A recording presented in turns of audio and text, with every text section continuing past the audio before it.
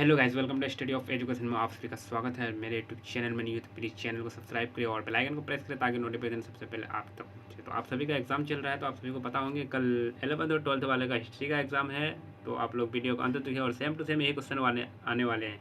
और मेरे WhatsApp group और टेलीग्राम ग्रुप से नहीं जुड़े तो आप लोग इस नंबर पर मैसेज करें, आप सभी को ऐड कर दिया जाएगा। मेरे चैनल को ज़्यादा से ज़्यादा सब्सक्राइब करें और शेयर करें अपने दोस्तों में। और सेम टू सेम ये क्वेश्चन रहेगा, 321 कोड रहेगा आप सभी का सब्जेक्ट का। और 50 नंबर का एग्ज़ाम होगा। 50 नंबर का एग्ज़ाम होगा और 1 घंटा 30 मिनट दिया जाएगा। ठीक है गाइस, पहला क्वेश्चन हिस्ट्री का स्टार्ट करते हैं। हिस्ट्री का पहला क्वेश्चन क्या कह रहा है? हिस्ट्री का पहला क्वेश्चन कह रहा है आप लोगों को 30 क्वेश्चन में से 25 क्वेश्चन बनाना है। तो पहला क्वेश्चन क्या कह रहा है हिस्ट्री का? ऋग्वेद के किस मंडल में वर्ण अवस्था की उत्पत्ति का उल्लेख मिलता है? तो एक का जो करेक्ट आंसर आपके सामने, एक इसका राइट आंसर आपके सामने डी हो जाएगा। 10वीं क्वेश्चन नंबर डी हो जाएगा। क्वेश्चन नंबर 2 क्या कर रहा है? संगम साहित्य की रचना किस भाषा में हुई? संगम साहित्य की रचना किस भाषा में हुई? तो 2 का जो राइट आंसर आपके सामने बी नंबर हो जाएगा। तेलुगु में हुई तो इसका राइट आंसर बी हो जाएगा। क्वेश्चन नंबर 3 कह रहा है किसके भारतीय पुरातत्व का पिता कहा जाता है? किसे भारतीय पुरातत्व का पिता कहा जाता है? 3 का जो करेक्ट आंसर होगा आपके सामने हो जाएगा। 3 का राइट आंसर आपके सामने बी हो जाएगा। 3 का राइट आंसर आपके सामने बी हो जाएगा। अलेक्जेंडर कनसिंग को कहा जाता है। ठीक है, क्वेश्चन नंबर 4 गया, हड़प्पा सभ्यता के निवासी को किस धातु का ज्ञान नहीं था? हड़प्पा सभ्यता के निवासी को किस धातु का ज्ञान नहीं था? 4 का जो करेक्ट आंसर आपके सामने सी नंबर हो जाएगा, लोहा। क्वेश्चन नंबर 5 क्या करें? सिंधु घाटी सभ्यता का पुरातात्विक स्थल मंडा किस राज्य में स्थित है?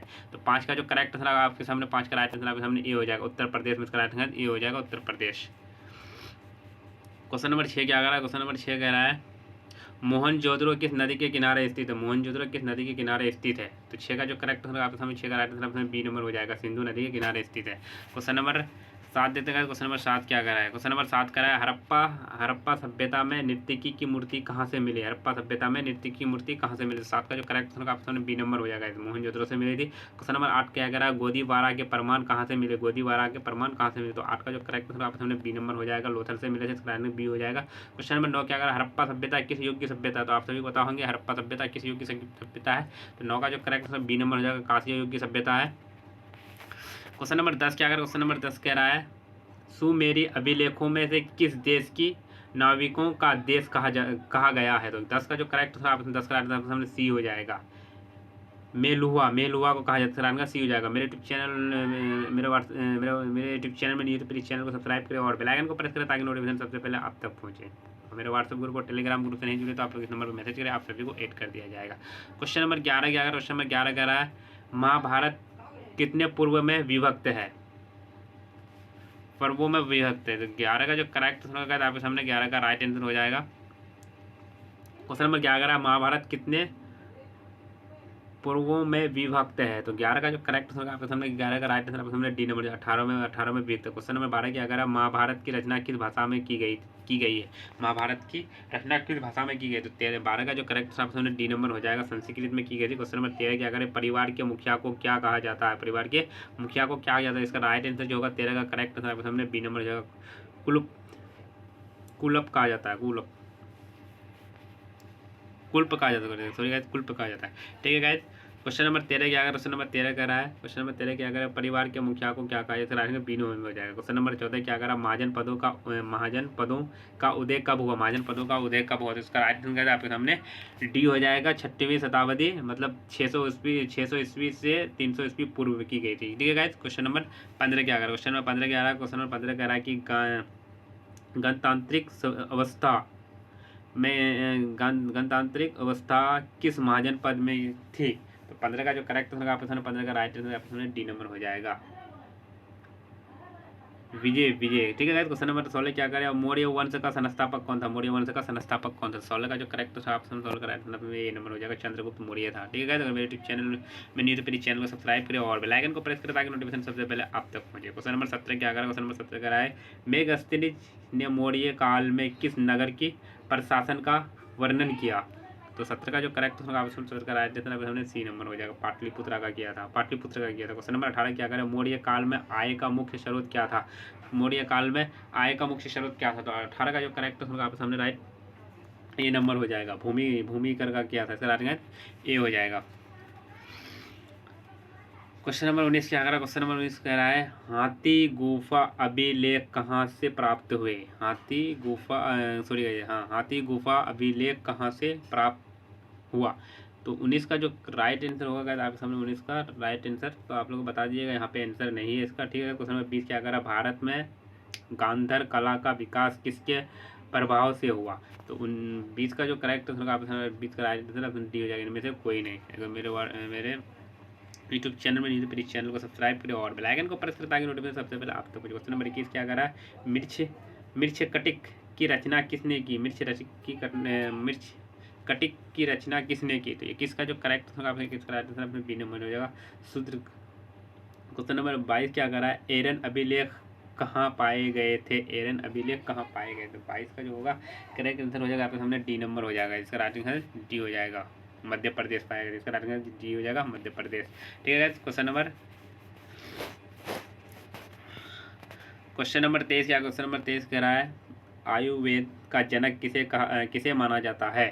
तो इसका राइट जो आंसर होगा बी नंबर हो जाएगा, धन्वंतरी को माना जाता है। क्वेश्चन नंबर 24 क्या कर रहा है? अभिज्ञान शकुंतलम किसकी रचना है?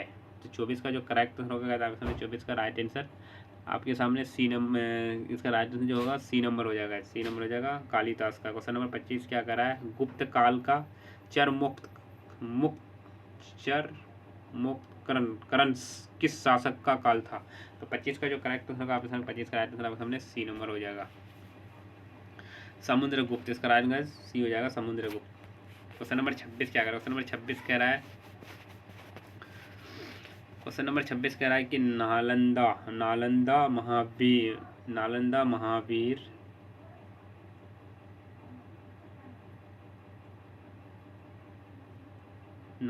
महाविहार की स्थापना किसने की? नालंदा महाविहार की स्थापना किसने की? तो 26 का जो करेक्ट होगा आपका ए नंबर हो जाएगा, कुमारगुप्त प्रथम ने किया था, इसका राइट आंसर। क्वेश्चन नंबर 27 क्या कर? चीनी यात्रा फाह्यान किसके दरबार में आया था? चीनी यात्रा फाह्यान किसके दरबार में आया था? तो 27 का जो करेक्ट आंसर होगा आपके सामने 27 का राइट आंसर सी नंबर हो जाएगा, इसका राइट आंसर सी हो जाएगा, चंद्रगुप्त द्वितीय के दरबार में आया था, चंद्रगुप्त द्वितीय के दरबार में। क्वेश्चन नंबर 28 क्या करा? महाभारत के किस भाग में कौरवों और पांडवों के बीच युद्ध के कारणों का उल्लेख है? तो 28 का जो करेक्ट होगा बी नंबर हो जाएगा, इसका राइट आंसर बी हो जाएगा, भीष्म पूर्व, इसका राइट आंसर भीष्म पूर्व जाएगा। क्वेश्चन नंबर 29 क्या कह रहा है? क्वेश्चन नंबर 29 कह रहा है कि धर्मसूत्रों और धर्मशास्त्रों में विवाह के कितने प्रकार के उल्लेख मिलता है?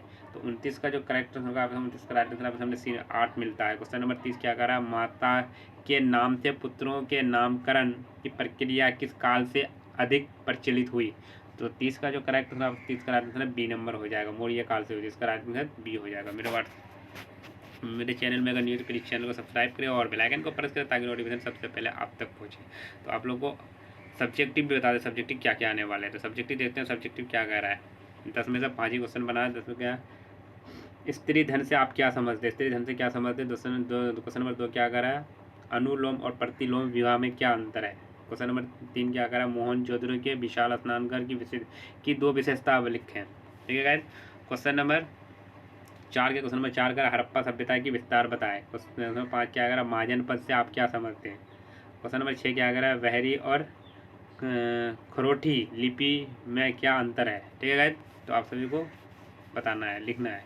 क्वेश्चन नंबर 7 क्या? क्वेश्चन नंबर 7 कह रहा है मौर्यकालीन इतिहास के किन्हीं 2 प्रमुख साहित्य स्रोतों के नाम लिखें। क्वेश्चन नंबर 8 क्या कर रहा है? गुप्तकालीन मंदिरों की 2 विशेषताएं लिखें। क्वेश्चन नंबर 9 क्या? फाह्यान कौन था? क्वेश्चन नंबर 10 क्या कर? कालिदास द्वारा लिखित 2 नाटकों के नाम बताएं। ठीक है गाइस, आपको 10 में से 5 बताना है।